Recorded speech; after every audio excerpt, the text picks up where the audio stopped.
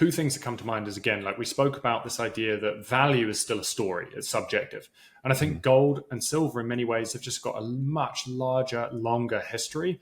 And so it makes perfect sense as to why gold and silver are moving on up, just because of what is happening in society and the instability. And people, I think that even if they may not be able to articulate precisely what is happening to them, they feel viscerally how challenging life is today in comparison to what it was even pre-pandemic, even 15 years ago. And so I think that people are feeling like something is wrong and they may not be able to articulate it. And gold's story is that gold has been able to preserve purchasing power for thousands of years. And what blows me away is that gold, from my understanding, is that in the last 25 years, gold has outperformed the equity market, like the S&P 500. So you're just like, this is mind blowing. All of this capital that's flooded into these companies, and they still can outperform this kind of like hunk of physical metal. Like that's mind blowing to me.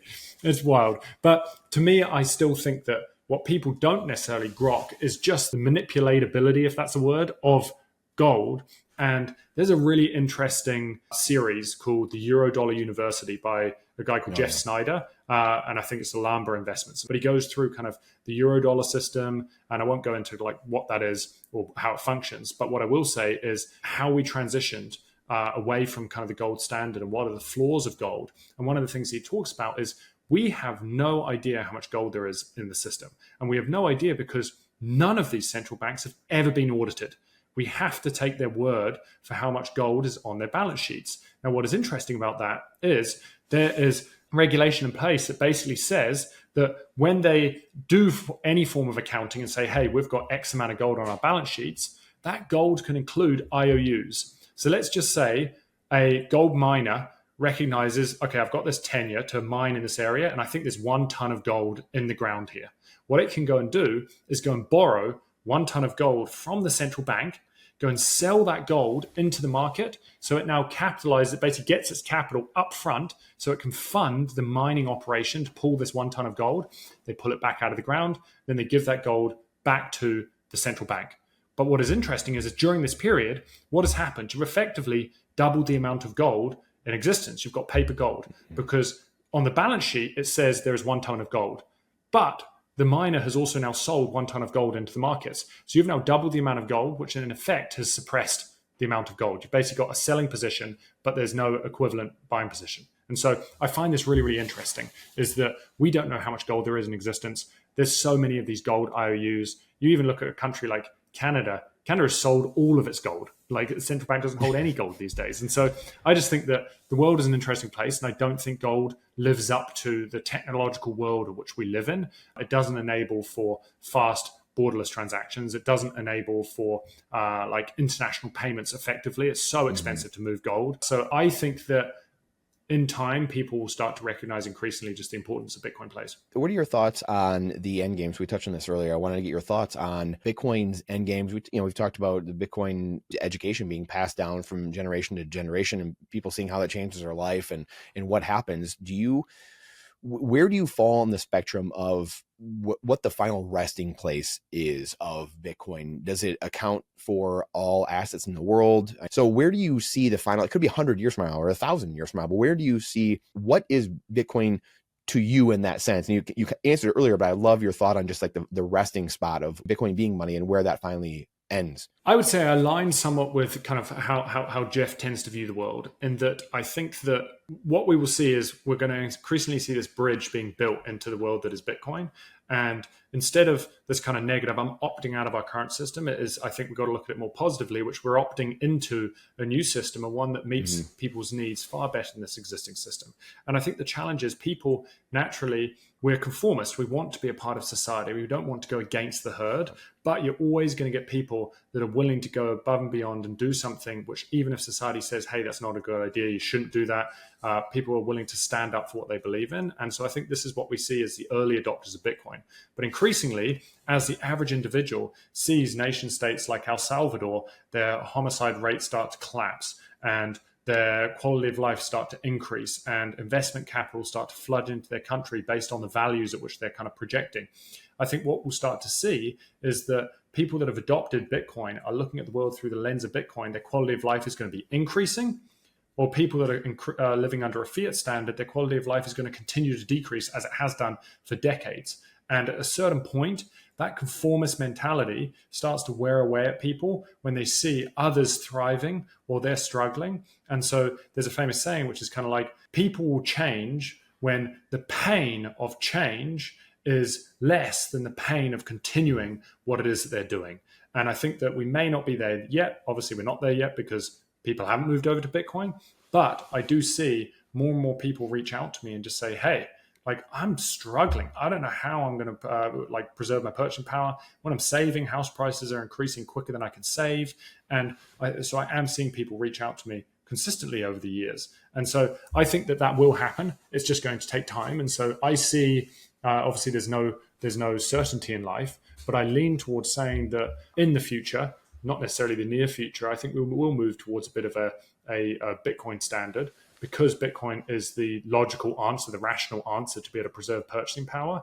And as, what's his name? Blanked on his name. He talks about the head of Stone Ridge Asset Management. He talks about how Bitcoin is a system built on rules instead of rulers. And yeah. I love that. I love that because it's just like everybody, whether you're Bill Gates or you're a homeless man on the street, you're all playing by the same rules. So it creates aligned incentives. And so I think that we will move towards a bit of a Bitcoin standard, and I hope that we move towards a Bitcoin standard, just because I think that it realigns the incentives for collaboration and such.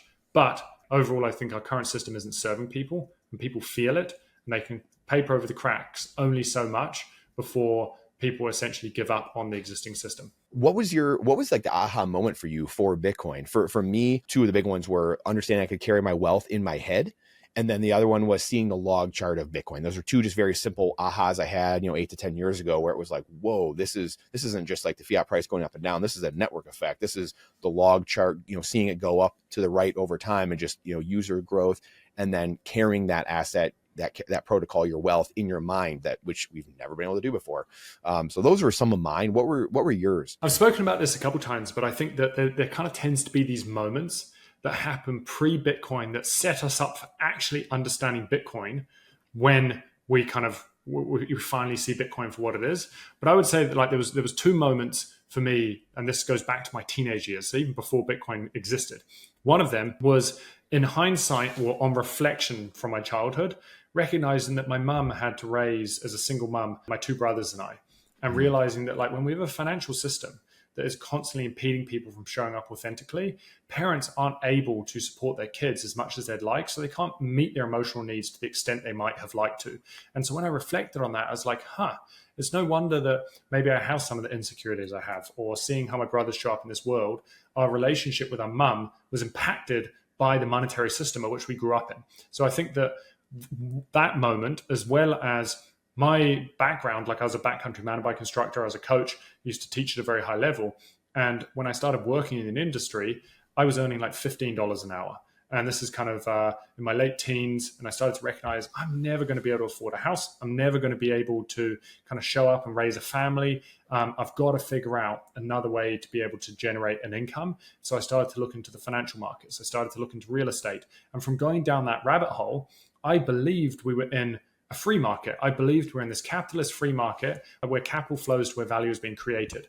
But from that, I started to take these positions expecting the market to do one thing and it would do the opposite. And I was like, I don't understand what's happening here. And it's when I started peeling back the veil and looking behind that I was like, we have a central bank that is constantly tinkering with interest rates and capital flows and regulation. And I was just like, this market is anything but a free market. And so I would say that it was these moments that really allowed me to grok Bitcoin when I did. And that's why when I'd say in 2018, 2019 is when I started to really look into it. In 2020, I just quit my job, dedicated my life to it. And so I've been working in this space since 2020. But I would say that those moments led up to me understanding Bitcoin. So I wouldn't necessarily say it was something about Bitcoin that an orange pilled me. It was more that I just recognized our current monetary system was not conducive to being able to show up authentically, direct your energy to the things that you are really passionate about, and to be able to also just be passionate about things. People just get stuck in this system where they're essentially working to live. And it just makes me feel sad. And I don't think that has to be the case, because as Jeff Booth talks about, humans inherently we want to increase productivity, we want to increase efficiency, and so we should be driving down prices because technology is constantly advancing. But instead, prices continue to rise, and it's a byproduct of broken money. If you like that clip, then you definitely got to check out this next spicy clip. I think you're really going to like it. Come on, check it out. But if you want the full version, the full interview, then check that out over here. Come on, do it. I'll see you in there.